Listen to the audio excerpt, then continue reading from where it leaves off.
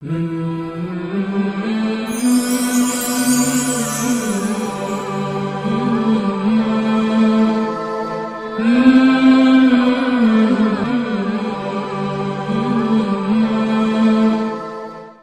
اللہ الرحمن الرحیم. ناظرین اکرام السلام علیکم ورحمۃ اللہ وبرکاتہ. آپ تمام کا استقبال کرتا ہوں پروگرام اے ایمان والوں میں.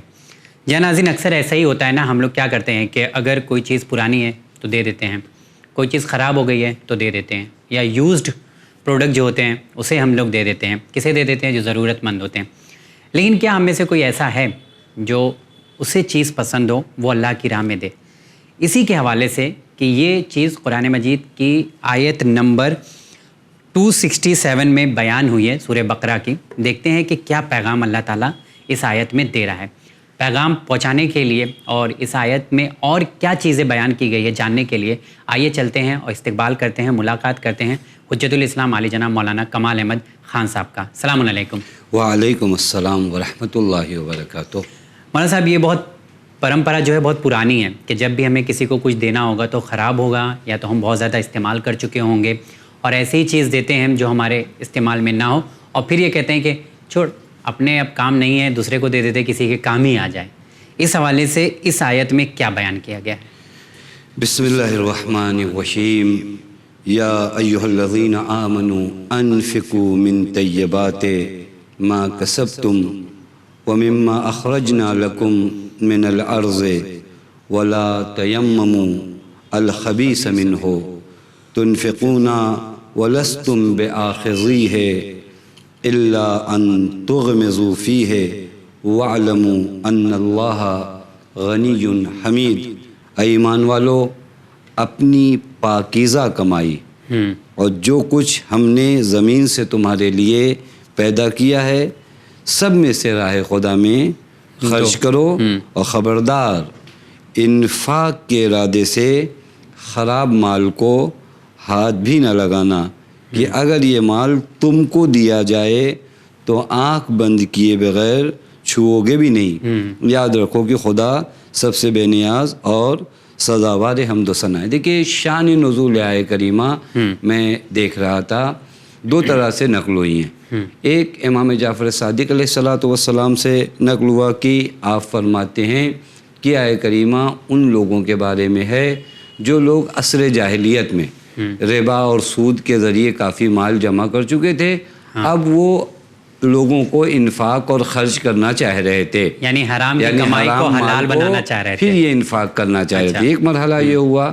اب اس سے یہ ثابت ہوتا ہے کہ جو مال تم دو وہ تمہاری اپنی زحمت کی کمائی ہو، پاکیزہ ہو، مال حلال، مال پاکیزہ ہو، اسے راہ خدا میں انفاق کرو. یہ ایک. دوسرا شان نزول بھی امام علی علیہ السلام سے ہے.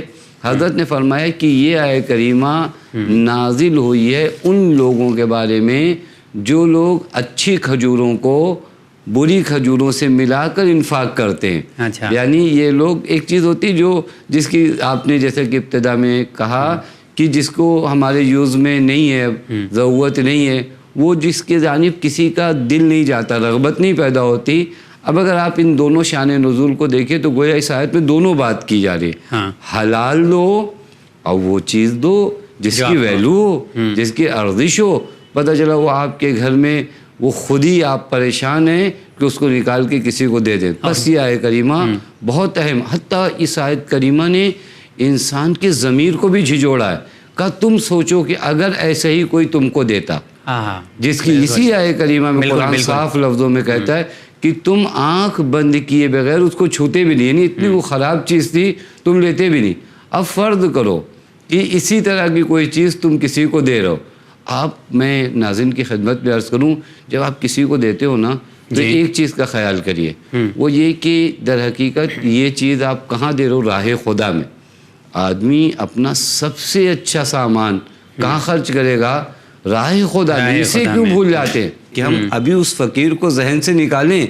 یہاں پر یہ جو انفاق ہو رہا ہے راہ خدا میں، یہ جیسے ہی آئے گا نا وہاں سے پھر میں اچھا سامان ڈھونڈوں گا اور راہ خدا میں. یہ کوالٹی ڈیولپ کرنا بہت مشکل ہے، کیونکہ ہم لوگ یہ سوچتے ہیں کہ اگر ہم غریب کو دے رہے ہیں تو اسے اچھا کھانے کا حق نہیں ہے، اسے اچھا پہننے کا حق نہیں ہے. ابھی چلو سامان پھینکنے سے اچھا ہے کہ کسی کے کام تو آ جائے گا. تو یہ ایک نظریہ تو یہ بھی اچھا ہے اس کے اندر کہ چلو ख़राब ہو رہا ہے، اس سے اچھا کسی کے استعمال میں آ جائے گا. لیکن دوسری چیز ہے کہ ہم دوسرے کو حق اس کا جو چھین لیتے ہیں کہیں نہ کہیں کہ اسے اچھا کھانے اور پینے کا حق نہیں ہے. وہی یہ جب آپ نے اس جانب دھیان نہیں دیا نا کہ آپ کس کو دے رہے ہو. ہاں آپ خدا کو دے رہے ہو، یعنی گویا راہ خدا میں جب آپ انفاق کر رہے ہو، غریب کو نہیں دے رہے ہیں، اللہ کی راہ میں، یہ جو ہے خدا کی راہ میں دے رہے ہیں نا. پہلا جملہ حتی قرآن کریم کی ایک آیت ہے سورہ آل عمران آیت نمبر 94 جہاں قرآن صاف لفظوں میں کہتا ہے لن تنالوا البر حتی تنفقوا مما تحبون. تم اس سامان کو دو، اس چیز کو دو جس کو تم سے پیار ہو، جس سے تم کو محبت ہو، یعنی تمہیں لگے. دیکھیں اصل میں ہمارے ہاں پتہ نہیں اس چیز کو کیا تصور کیا، جب آپ غریب کی مدد کرتے تو آپ سوچتے ہیں کہ اس میں صرف غریب کا فائدہ ہے.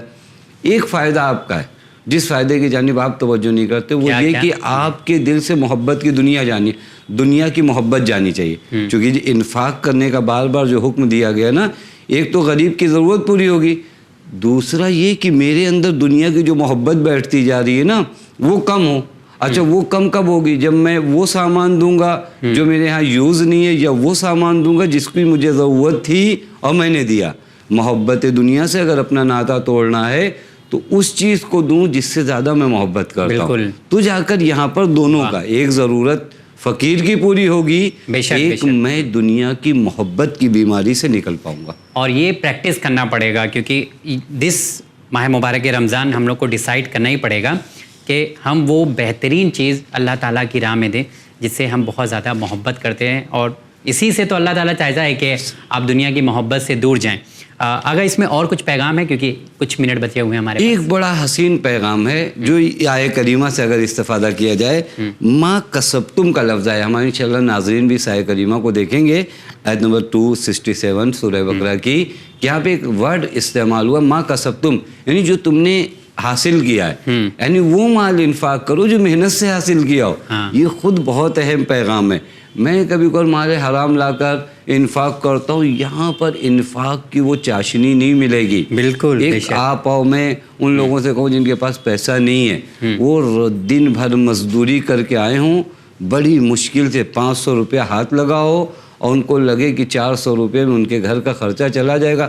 یہ 100 روپیہ جو ما کسبتم میں سے آپ دو گے، یہ آپ کے وجود میں وہ نتیجہ لے آئے گا جو اور پیسہ نہیں لا سکتا. لہٰذا آپ اپنی کسب میں سے، آپ اپنی محنت میں سے، اپنی آسان زبان میں کہا، ہم آیا کہتے ہیں نا جملہ کہ ہم نے محنت کی، ہم کیوں کسی کو دیں، تو اس کا مطلب آپ انفاق کا اپنی محنت ہی میں سے آپ کو دینا ہے، نہ یہ کہ وہ مال حرام جو کسب کیا اس میں سے دینا. ایکچولی ہوتا ایسا ہی ہے، کیونکہ وقت بالکل نہیں ہے کہ جیب میں حرام کی کمائی ہوتی ہے، حلال چکن کی دکان ہم لوگ ڈھونڈتے ہیں. تو جب ہمارے پاس حرام کی کمائی آتی ہے تو کچھ حلال کام یا نیک کام ڈھونڈتے ہیں کہ اس کے ذریعے ہمارا جو مال ہے وہ پاک ہو جائے.